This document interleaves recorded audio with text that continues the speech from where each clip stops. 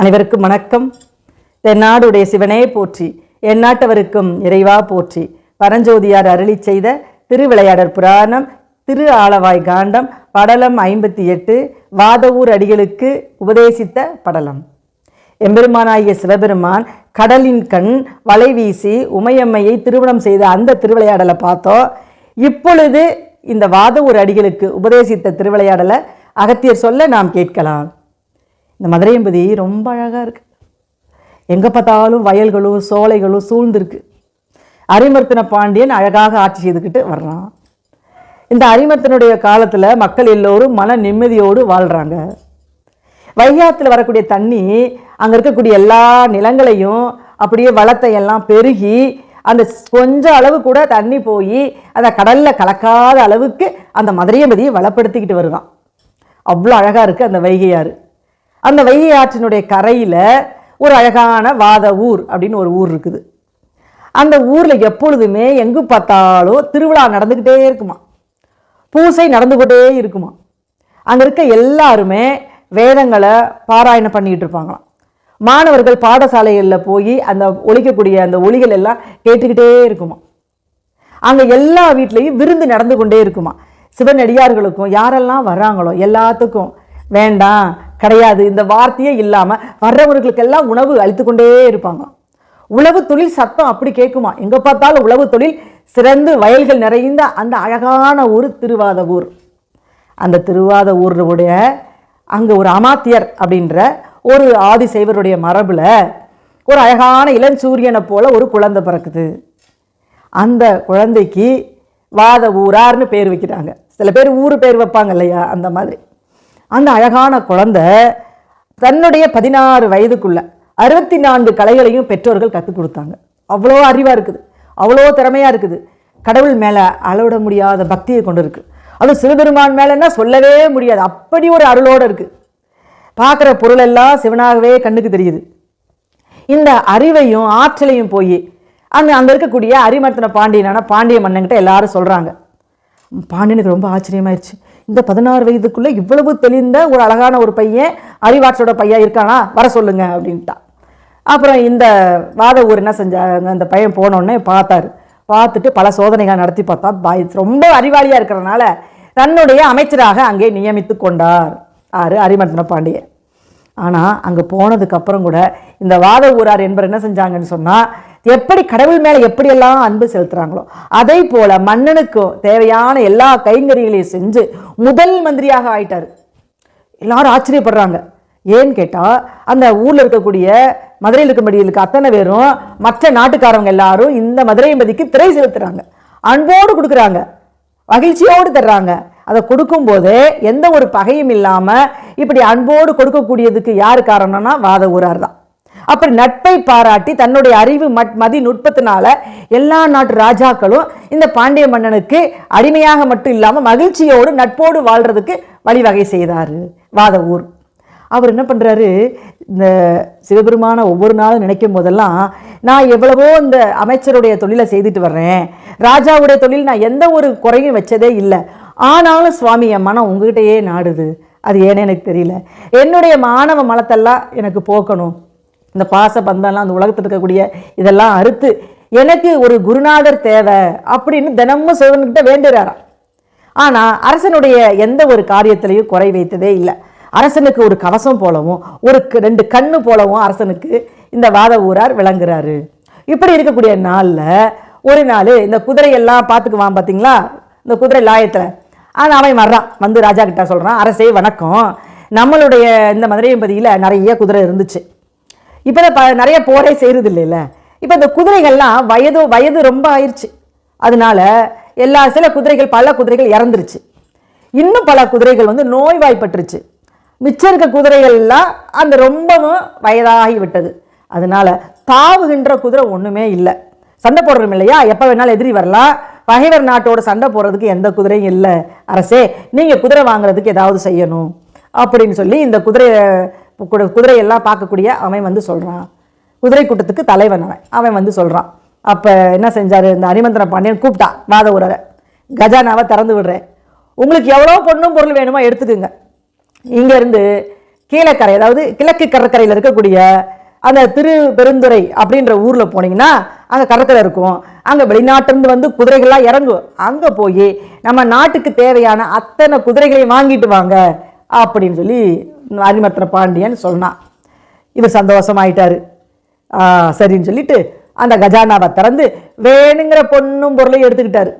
வாதவூரார் இந்த பொண்ணும் பொருளும் ஆதி காலத்திலிருந்து பாண்டிய மன்னர்கள் சேர்த்து வச்சிருக்கிறாங்க.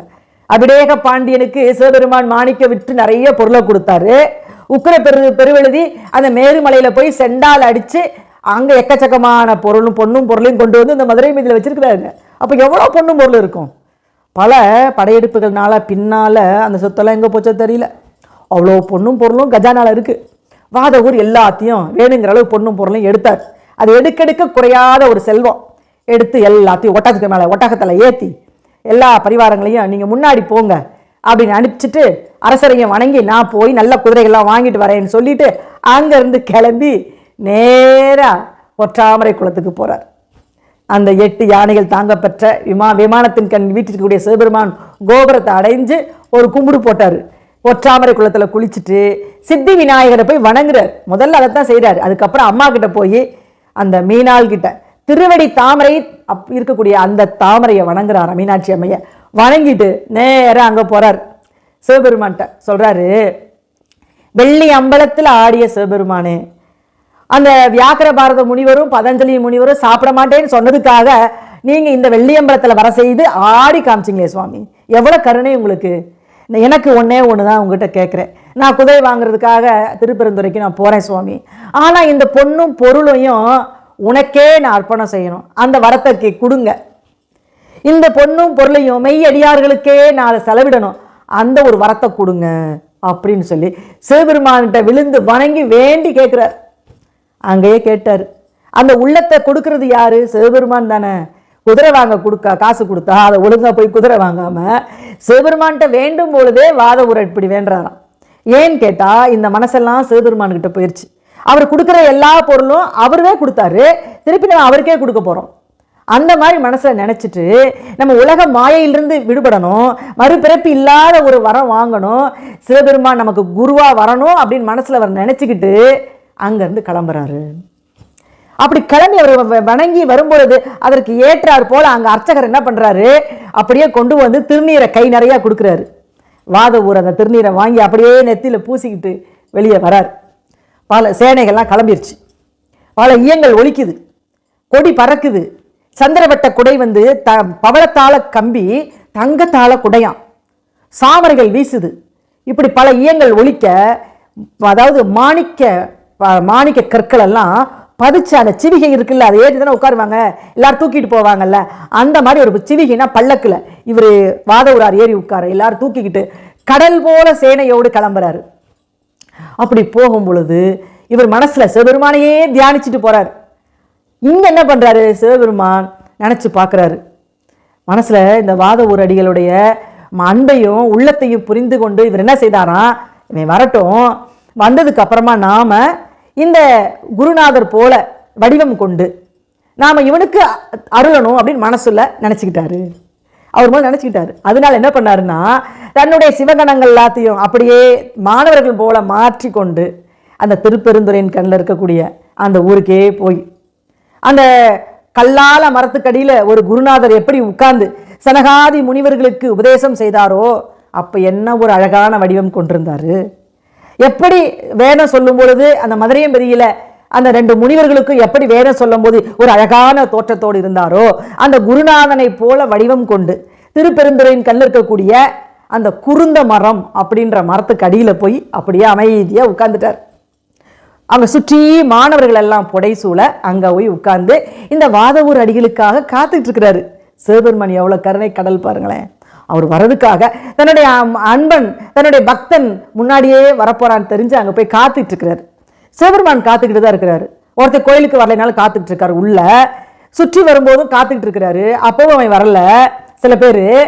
ஆனா கடைசியில் சொல்லுவாரு, சுடுகாட்டுல எதுக்கு காத்துட்டு இருக்காரு, டேய் நீ எல்லா வேலையும் முடிச்சுட்டு சுடுகாட்டுக்கு தாண்டா வருவ, நீ சாம்பலா மாறிடுவடா, அதனால நானும் சுடுகாட்டையும் காத்துட்டு இருக்கேன்டான்னு சுடலை வடிவமாக அங்கேயும் சிவபெருமான் காத்துட்டு இருக்கிறாரு. இப்படி இந்த குருந்த மரத்துக்கு அடியில் சிவபெருமான் காத்துக்கிட்டே உட்கார்ந்துருக்கார்.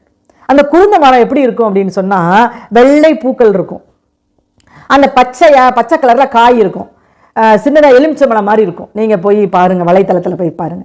அந்த மரத்துக்கு கீழே உட்கார்ந்து மாணவர்களோட காத்துக்கிட்டு இருக்கிறார். இவர் என்ன பண்ணாரு, இந்த சிவிகையில ஏறி முத்துப்பள்ளக்கில் ஏறி அப்படியே வரும்பொழுது அந்த நிறைய முல்லை நிலம்லாம் வருது, பாலை நிலத்தெல்லாம் தாண்டாரு. தாண்டி தாண்டி 7 கடலை தாண்டுவாங்க இல்லையா பிறப்பு, அதை போல இவர் தாண்டி தாண்டி வராராம். அந்த ஊரை நெருங்க நெருங்க, திருப்பெருந்துறையை நெருங்க நெருங்க மகிழ்ச்சி அப்படியே வெள்ள கூத்தாடுது.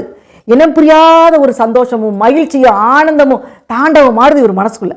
என்னன்னே தெரியல. சில சமயத்து நமக்கே தெரியும் இல்லையா, பின்னாடி வரப்போறத சிவபெருமான் நமக்கு முன்னாடி உணர்த்துவார். அது நல்லதா இருந்தாலும் சரி, கெட்டதா இருந்தாலும் சரி, அப்படி மனசு சந்தோஷமா அடையுதா. அப்படியே அவர் வரும்பொழுது அந்த ஊரை நெருங்க நெருங்க நெருங்க அங்க பார்க்கும் பொழுது இவருக்கு என்ன பண்றனே தெரியாம அப்படி கை ரெண்டி மேல தூக்கி வணங்குறாராம். அந்த ஊரை பார்க்கும் போதே வணங்கி பித்து பிடித்தவர் போல அப்படியே மனசெல்லாம் உருகுதான். நெய்யை கொண்டு போய் தீயில ஊத்துனா எப்படி இருக்குமோ, வெண்ணெயை கொண்டு போய் தீயில ஊத்துனா எப்படி இருக்குமோ, அப்படி உள்ளமெல்லாம் உருகி அப்படியே அந்த ஊர் பக்கத்துல வந்து அடைகிறாரு. அவர் தெரிஞ்சுக்கிட்டாரு, இதுலதான் எனக்கு இந்த ஊரின் கண்ணு தான் எனக்கு வந்து ஒரு நல்ல சிவபெருமானுடைய அருள் கிடைக்க போகுது, அருள் பார்வை கிடைக்க போகுது, அவருடைய அருள் கண்ணாகிய அந்த குருநாதருடைய எல்லா உபதேசமும் எனக்கு கிடைக்க போகுது அவர் தெரிஞ்சுக்கிட்டாரு. அங்க வந்து இறங்குறாரு. இறங்கி நேராக போறாரு, கையை கூப்பிக்கிட்டே போறாரு. கண்ணில் தண்ணி வடியுது. எம்பெருமான நம்ம எப்போ பார்க்க போறோம், இந்த ஆணவ மலைக்கட்டிலேருந்து நம்ம எப்போ விடுபட போறோம்னு சொல்லி அப்படி இறங்கி அப்படி எதுவுமே மற்றவர்கள்லாம் பார்க்குறாங்க, பித்து பிடிச்சிச்சா பைத்தியம் பிடிச்சிருச்சா அப்படி நினைக்கிற அளவுக்கு இவர் போறாராம். இறங்கி போயிட்டு, அதாவது திரிசூல படையை கையில் ஏந்திருக்கக்கூடிய அந்த சிவபெருமானுடைய கோயில் பக்கத்தில் அந்த புனல்ல போய் நீராடுறாரு. திருப்பெருந்துறையின் கண் நீராடி நேராக போறாரு கோயிலுக்குள்ள. எம்பெருமானை விழுந்து வணங்கும் போது அவருடைய உடம்பு மனசு எல்லாம் லேசாயிருச்சு. அவருடைய உள்ளுக்குள்ள இருக்கிறதெல்லாம் பாசக்கட்டெல்லாம் விலகி, நம்ம சொல்லுவோம்ல மனசில் இருக்க பாரத்தெல்லாம் இறக்கி வச்ச மாதிரி, அந்த மாதிரி மனசெல்லாம் லேசாயிருச்சு. மகிழ்ச்சியில கீழே நெடுஞ்சான் கிடையாது விழுந்து வணங்குறாரு. வணங்கிட்டு கோபுரத்தை பார்த்து வணங்கிட்டு அங்க இருக்க சிவபெருமானை வணங்கிட்டு வனம் வர்றாரு. சுத்தி வளம் வர்றாரு. வனம் வரும்பொழுது அப்படி பார்க்கிறாரு, அங்க சிவபெருமான் அங்க அழகான சனகாதி முனிவர்களுக்கு எப்படி ஒரு கோலத்துல உட்கார்ந்துருந்தாரோ அதை போல அங்க உட்கார்ந்து அந்த குருந்த மரத்துக்கு அடியில உட்கார்ந்து இருக்கிறத இவர் பார்த்தாரு. பார்த்தோன்னா இவருக்கு என்ன சொல்றனே தெரியல. பார்த்துக்கிட்டே இருக்கிறாரு. அங்க பார்த்தா சுற்றி மாணவர்கள் எல்லாம் உட்கார்ந்து இருக்கிறாங்க. வேதங்கள் ஒழிச்சிக்கிட்டு இருக்குது. ஞான நூல், சமய நூல், இசை நூல், அறிவு நூல் போன்ற எல்லா நூல்களும் அங்க பாடி பாடி ஒழிச்சிக்கிட்டு இருக்கிறாங்க. சரியை, கிரியை, ஞானம், யோகம் போன்ற எல்லாவற்றுக்கும் கேள்வி பதில் கேட்டுக்கொண்டு அங்க ஒழித்து கொண்டே இருக்கின்றார்கள். அங்க இருக்கக்கூடிய சன்மார்க்கத்தை சேர்ந்தவர்களும், அங்க சம மார்க்கத்தை சேர்ந்தவர்களும், புத்திர மார்க்கத்தை சேர்ந்தவர்களும், தாத மார்க்கத்தை சேர்ந்தவர்களும் அங்க ஆடி பாடிட்டு இருக்கிறாங்க. சிலர் பைத்தியம் பிடிச்சவங்கள போல இது இரவா இது பகலான்னு தெரியாம சிவனுடைய துதிகளை பாடி ஆடிக்கிட்டு இருக்காங்க. இதெல்லாம் சிவபெருமானை சுத்தி நடக்குது. சிலர் வந்து என்ன பண்றாங்கன்னா அப்படியே ஆடி பாடி அழுகுறாங்களாம், சிரிக்கிறாங்களாம். மற்றவங்க எல்லாம் என்ன சொன்னாலும் அதை பத்தி கவலைப்படுறதே இல்லையா. அப்படி ஆடி பாடி அங்க கழிச்சிட்டு இருக்கிறாங்க. சிலர் என்ன செய்யறாங்கன்னா, கோவணம் தான் தன்னுடைய ஆடை, உருத்ராக்க மாலை தான் தன்னுடைய அணிகலன், ஊர்ல இருக்கிற எல்லார் வீட்லையும் எங்க வேணாலும் சாப்பிடலாம், அந்த அந்த திருவோடு தான் அவர்களுடைய சொத்து. அவருடைய உறவினர்கள் யாரு, இங்க இருக்கக்கூடிய மெய்யடியார்களுடைய சிவனடியார்கள் தான் அப்படின்னு சொல்லி மெய் மறந்து ஆடலும் பாடலும் அப்படி அங்க துதித்து கொண்டு சிவபெருமானை வணங்கி கொண்டிருக்கிறார்கள். சிவபெருமான் அருட்பார்வையோடு பார்க்கிறார். அறநெறி ஒழுக்கமுடைய ஒரு மாணவன் தன்னை பார்க்கிறான். இவருக்கு அதை விட ஆனந்தம். உண்மையான மெய் அடியார்களை பார்க்கும்போது சிவபெருமான் தன்னை மறந்துடுவாரு. ஆனா இவர் என்ன சில திருவாத ஊரார் என்ன பண்றாரு, தான் மனசெல்லாம் அவர்கிட்டே போயிருச்சு. இந்த உலகத்துல என்ன நடக்குதுன்னே அவருக்கு தெரியல. பக்கத்துல போறாரு, அந்த கருணையான முகத்தை பார்க்கிறாரு. இது யாரும் கிடையாது, அந்த குருநாதர் தான். கல்லால மரத்துக்கடியில கீழே உட்கார்ந்து உபதேசம் செய்தாரே அவரு தான். அவர் பக்கத்துல போறாரு. இவரு பாரு ஞான ஆசிரியன் அவர் தான், என்னுடைய குரு அவர் தான், நான் கண்டுகொண்டேன்னு சொல்லிட்டு பக்கத்துல போய் கீழே உட்கார்ந்து திருவடியில உட்கார்ந்து இப்படி பார்க்கும் பொழுது சிவபெருமான் என்னுடைய மாணவன் இவரு தான் அப்படின்னு சொல்லி தன்னுடைய கால் பாதங்களை எடுத்து அவனுடைய தலையில வைக்கிறார். வாத ஊராருடைய தலையில வைக்கிறார். தன்னுடைய கையை எடுத்து தலைமையில வச்சு தடவுறாரு. தடவிட்டு அருட்பெருக்கினால அந்த வாத ஊரடிகளை அப்படியே ஆட்கொண்டார். திருவைந்தெழுத்து மந்திரமான அந்த உபதேச மொழிகளையெல்லாம் சொல்றார். இவர் கேட்டு கேட்டு கேட்டு மனம் மகிழ்ந்து அப்படி தன்னுடைய கண்ணு கொட்டு தண்ணி அப்படியே திருமஞ்சளை நீரால ஆற்றுறாராம் சிவபெருமானுடைய காலை. இது யாருக்கு இந்த பாக்கியம் கிடைக்கும்? எத்தனையோ இந்த உலகத்துல 63 நாயன்மார்கள் இருக்கிறாங்க. ஆனாலும் இந்த மாணிக்க வாசகர் எழுதிய திருவாசகத்துக்கு உருகாதார் ஒரு வாசகத்துக்கும் உருக மாட்டாங்க. அப்படின்னு ஏன் எழுதினாருன்னா, சிவபெருமான் மேல இவர் வைத்திருந்த அன்பு, அந்த சிவபெருமான் இவருக்கு கொடுத்த அருட்பார்வை, அந்த பார்வையினால கண்ட தண்ணி வடியுது, உடம்பெல்லாம் நடுங்குது, நான் தழுக்குது, பேச வரல, உடம்பு அப்படியே புல்லரிக்குது, அப்படியே நடுங்கி கீழே விழுந்து சொற்களால பூமாலை அப்படியே சூடுறாராம். அப்படியே பாடுறாரு, அப்படியே பாடி பாடி துதிக்கிறாரு சிவபெருமான. அவருக்கு எப்படியெல்லாம் அவருக்கு தோணுதோ, சிவபெருமானை எப்படியெல்லாம் வர்ணிக்கணும் அப்படி பாடி பாடி துதிக்க துதிக்க மாணிக்க கற்களால சொல்ல எடுத்து உயிர் என்ற நூலால கோர்த்து அதை அப்படி பாடும் பொழுது சிவபெருமான் அப்படி உள்ள மகிழ்ந்து தன்னுடைய மாணவன் நினைச்சு அவர் அதை விட உருகிறார். இப்படிப்பட்ட ஒரு பக்தியா அப்படின்னு சொல்லி இவரு அப்படியே வாத ஊராருக்கு சிவபெருமானோட கலந்துட்டாரு, வெளியில வர மாட்டுறாரு. அப்படி இருக்கும்போது அப்படி சொல்றாரு, வாத ஊரா, இன்னையில இருந்து உனக்கு என்ன பேர் தெரியுமா? மாணிக்க வாசகன் எனக்கு பேர் சொல்றேன்றார். அதை விட இவருக்கு மகிழ்ச்சி ஆயிடுச்சு. இவர் தாங்க முடியல, என்ன பண்றதுனே தெரியல. அப்படி மகிழ்வோடு அங்க இருக்கக்கூடிய மாணவர்கள் எல்லாம் சொல்லக்கூடிய அந்த வேதத்தையும் வேத ஆகமத்தையும் உபநிடத்தையும் கேட்டு கேட்டு கேட்டு எல்லாவற்றையும் உள் வாங்கி கொள்றாரு. சிவபெருமான் பார்க்கிறாரு, இவரும் பார்த்துக்கிட்டே இருக்கிறார். சிவபெருமான் நினைக்கிறாரு, ஒரு 4 விதமான இதை நினைக்கிறார். அதாவது இந்த மாணிக்க வாசகன் அழகான சொற்களால பாடி பாடி நான் அதை உண்ணணும், காதால உண்ணணும், இந்த கொண்டு வந்திருக்க பொண்ணும் பொருளை எல்லாம் திருப்பணி செய்ய வைக்கணும், இவனுடைய அருளை இந்த பாண்டிய மன்னன் இருக்கான் பாருங்க அவனுக்கு தெரிய வைக்கணும், இவன் எப்பேற்பட்டவனு தெரிய வைக்கணுமா இல்லையா இந்த அரிமர்த்தன பாண்டியனுக்கு, அப்படி தெரிய வைக்கணும். இப்பொழுது பல புற சமயங்கள்லாம் வந்து இந்த சைவ நெறியை வந்து அழிக்குது, அதையெல்லாம் நம்ம மாற்றணும்னு சொல்லி சிவபெருமான் திருவுள்ளம் கொண்டு சொல்றாரு, தலையில் தடவிக்கிட்டு, மாணிக்க வாசகா நீ இங்கேயே இரு, எங்கேயும் போக வேண்டாம் சில நாள்னு சொல்லி அப்படியே அங்கிருந்து மறைந்து அருளினார். அப்படியே திக்குன்னு ஆயிட்டாரு மாணிக்க வாசகர். கண்ணை திறந்து பார்க்குறாரு, எம்பெருமானே எங்கே போனீங்க? பெருமானே எங்கே போனீங்க? என்னை விட்டுட்டு எங்கே போனீங்க? என்னை இங்கே இருக்க சொல்லிட்டு நீங்கள் மட்டும் எங்கே போனீங்க? அங்கே இருந்த அத்தனை அடியார்கள் சிவ கூட்டங்கள்லாம் இருந்துச்சுல, ஒருத்தரையுமே காணோம். அப்படி தொடச்சு விட்டாங்க, சுத்தமாக இருக்குது. ஆட்டம் பாட்டம் கொண்டாட்டம் அங்கே நடந்தது எதுவுமே எங்கே தெரியல.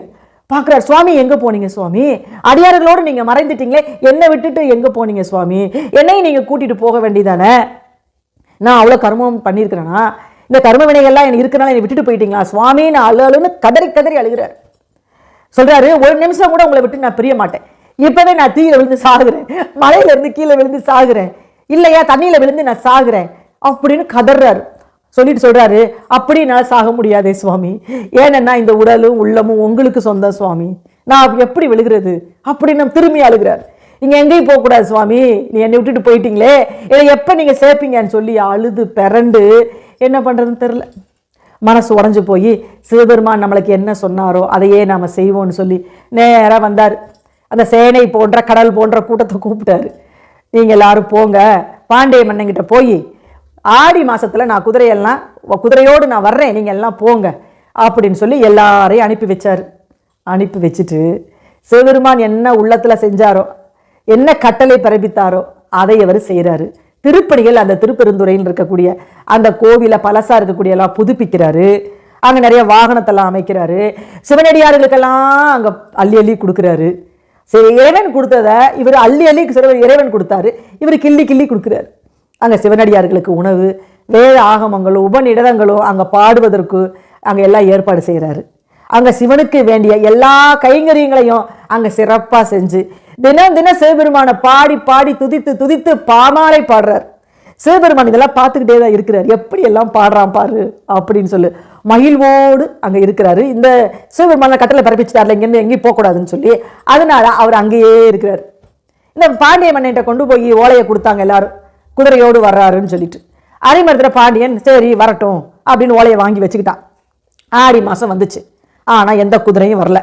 உடனே நேராக அனுப்பி விட்டாரு. எப்பொழுது குதிரை வரும் அப்படின்னு சொல்லி ஓலையை திருப்பி அனுப்பிச்சி விட்டாரு. எல்லாம் அந்த ஒற்றன் கொண்டு வந்து திருப்பியும் வாத ஊர்கிட்ட கையில் கொடுத்தாச்சு. வாதவரை வாங்கி படித்து பார்க்குறாரு. அரசர் ஓலை அனுப்பிச்சிட்டாரு, எப்போ நீங்கள் குதிரையோடு ஊருக்கு வர்றீங்க அப்படின்னு கேட்டு ஓலை வந்துருச்சு. இவர் ஒன்றுமே செய்யலை. சிவபெருமான் சொன்னதை தான் இவர் செஞ்சார்.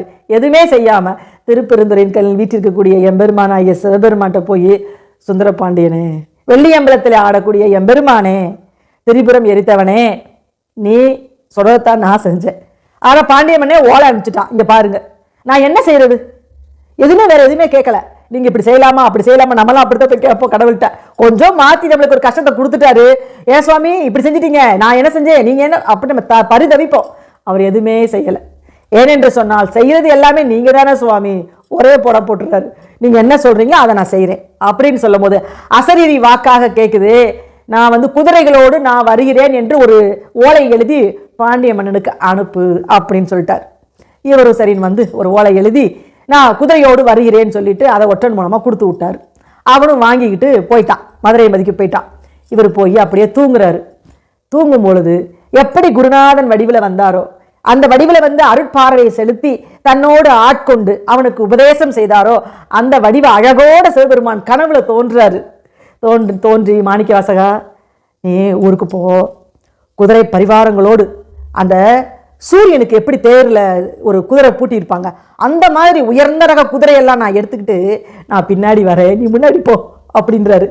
திருக்கிட்டு முழிச்சு பார்க்குறாரு.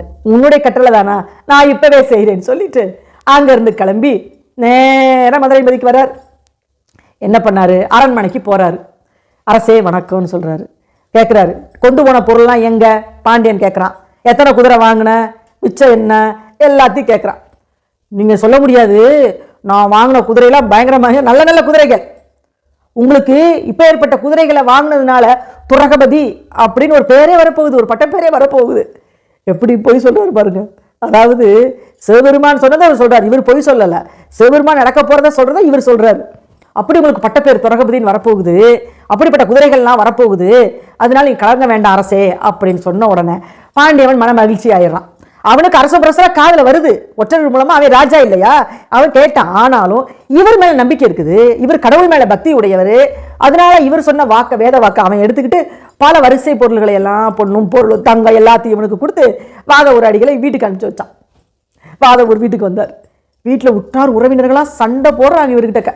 உங்களுக்கு கொஞ்சமாவது புத்தி இருக்கா கேட்குறாங்க பெரியவங்கெல்லாம். சின்னவங்களும் கேட்குறாங்க, பெரியவங்களும் கேட்குறாங்க, வீட்டில் வேலை பார்க்குறவங்களும் கேட்குறாங்க. யா சாமி இப்படி பண்ணிட்டீங்கன்னா அவனும் கேட்குறான். உனக்கு என்ன, நீ கொண்டு போனதெல்லாம் அங்கே செலவழிச்சிட்ட, இப்போ எப்படி குதிரையை கொண்டு வருவேன், இதுக்கு என்ன ஆகும், இதுக்கு என்ன பதில் சொல்லுவேன் அப்படி எல்லாரும் இடித்து உடைக்கிறார்களாம். அதாவது கடிந்து உடைக்கிறது வேற, இடித்து உடைக்கிறது வேற, சாந்தமாக பேசுறது வேற. ஏண்டா இப்படி செஞ்ச அப்படின்னு கேட்காம ஒவ்வொருத்தரும் அங்கே இடித்து உடைக்கிறாங்க. என்ன பண்ணுவார் இவர்? ரொம்ப கஷ்டமாயிருச்சு. சொல்கிறாரு, எனக்கு இந்த உலகத்தில் எதுவுமே வேண்டாம். ஆனால் வாதவூர் அடிகள் என்ன சொல்கிறாருன்னா, எனக்கு எதை பற்றியும் கவலை கிடையாது, என்னுடைய மனமெல்லாம் சிவனை நாடி விட்டது. நான் ஊருக்கு போனேன், திருப்பெருந்துறையில் கண்ணில் சிவன் வந்தார், குருநாதர் வடிவில் வந்தார், என்னை ஆட்கொண்டார், எனக்கு உபதேசத்தையும் அளித்தார். அதுக்கப்புறம் என்ன நானா மனசு மாறி அந்த பொண்ணும் பொருளை எல்லாத்தையும் நான் சிவனுடைய பணிக்கே திருப்பணி செஞ்சேன், சிவன் அடியார்களுக்கு நான் செஞ்சேன். ஆகவே அதை அவர் தான் சொன்னார், நான் செஞ்சேன். அவர் என்னை பார்த்துக்குவார், எனக்கு எதுவுமே கிடையாது. இந்த உலகத்தில் எனக்கு விருப்பு வெறுப்பு எனக்கு கிடையாது. இந்த உலகத்தில் எனக்கு மறுபிறவியே எனக்கு வேண்டாம், எனக்கு எந்த செல்வமும் வேண்டாம், சிவன் ஒன்றே எனக்கு போதும்.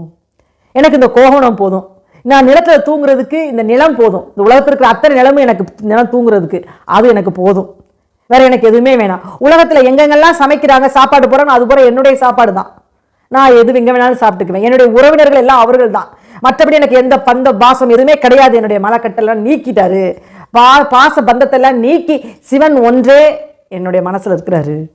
இந்த அரிமர்த்தன பாண்டி என்ன தண்டனை வேணாலும் கொடுத்துக்கிட்டோம், என்ன வேணாலும் செய்யட்டும், ஆனால் சிவபெருமான் என்னைய பார்ப்பார், அவர் என்னைய கண்டு கொள்ளுவார், அவர் என் மேலே அன்பு செலுத்துவார், அவருடைய அருட்பார்வை எனக்கு போதும், அவருடைய அன்பு மட்டும் எனக்கு போதும்னு சொல்லி அளவிட முடியாத கண்ணீர் விட்டு அழுது சொல்கிறாரு, அவர் எனக்காக குதிரை கொண்டுட்டு வருவார் அப்படின்னு சொல்லி. அதற்காக இந்த அரிமர்த்தன பாண்டி என்னை என்ன செஞ்சாலும் பரவாயில்லன்னு சொல்லி இதோடு பரஞ்சோதியார் இந்த படலத்தை முடிக்கிறாரு. மீதியை அடுத்த படலத்தில் நாம் பார்க்கலாம். அதுவரை காத்திருங்கள். நன்றி, வணக்கம்.